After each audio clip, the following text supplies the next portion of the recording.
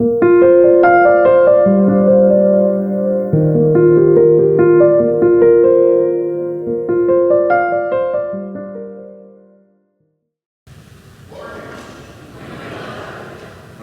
everyone this beautiful morning, especially anyone who might be visiting with us.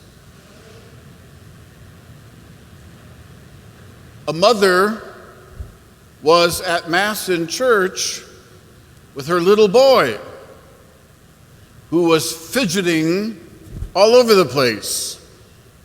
And so the mother leans over and whispers something into her son's ear.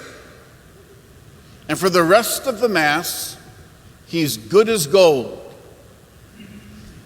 Now, the priest had noticed the boy fidgeting during Mass and then noticed his transformation. So after Mass, he sought out the mother and asked her, "How did you get your son to stop fidgeting?"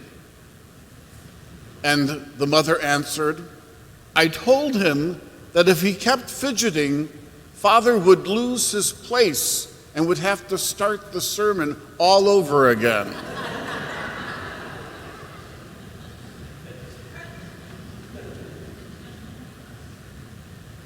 Our three readings today all have a common theme of waiting, having faith, trusting in God's promises.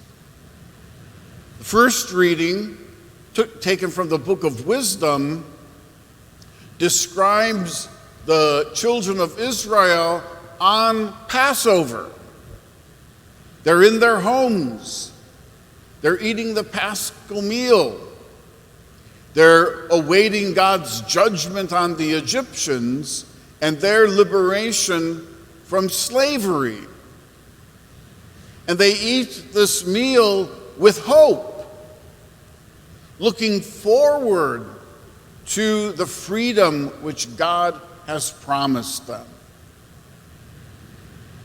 In the second reading, we hear about Abraham and his great faith in God. Even though God didn't spell out the specifics of his plan,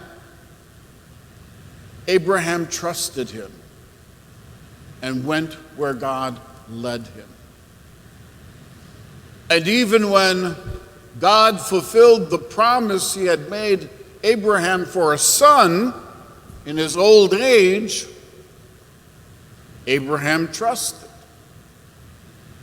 And when that son was older and God asked Abraham to sacrifice him, again, Abraham trusted.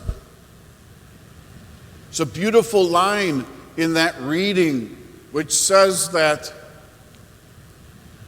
Abraham trusted that God was even able to raise from the dead. And so he was willing to sacrifice Isaac because he trusted that he would get him back. That's why Abraham is called the father of faith. And the gospel today might sound a little familiar because we heard it way back in December as we prepared for Christmas. It's one of the Advent Gospels in which we're told to be prepared for the coming of the Lord. But Jesus wants us to be prepared not just for his first coming, which we celebrate at Christmas, but God wants us to be prepared for Christ's coming each and every day. Jesus comes to us in his word. Jesus comes to us in the Eucharist. Jesus comes to us in one another. Jesus comes to us in those we least expect. And to be able to be ready to recognize Christ, we must be people of faith.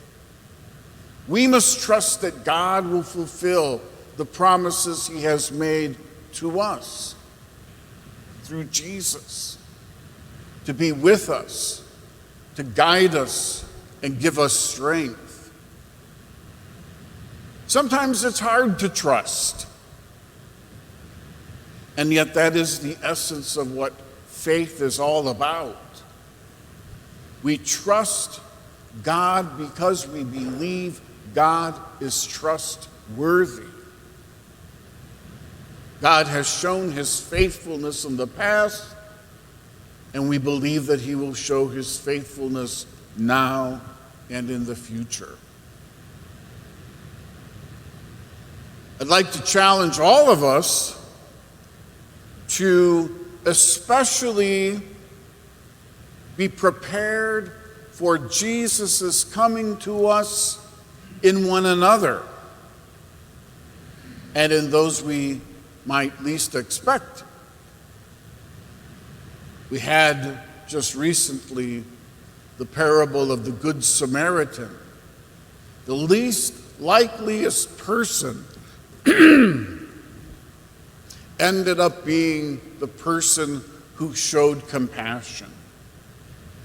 Jesus comes to us especially in the poor, in the sick, in the stranger, in our neighbor. Do we look for Christ's presence in others? Are we hopeful to experience Christ's presence in others? May God grant us the eyes to recognize the presence of his Son Jesus in every single person we meet.